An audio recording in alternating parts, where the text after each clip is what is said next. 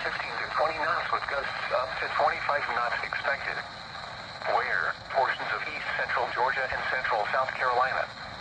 When? From midnight tonight to 7 p.m. Eastern Standard Time Wednesday. The following impacts are expected. Strong winds and rough waves on area lakes will create hazardous conditions for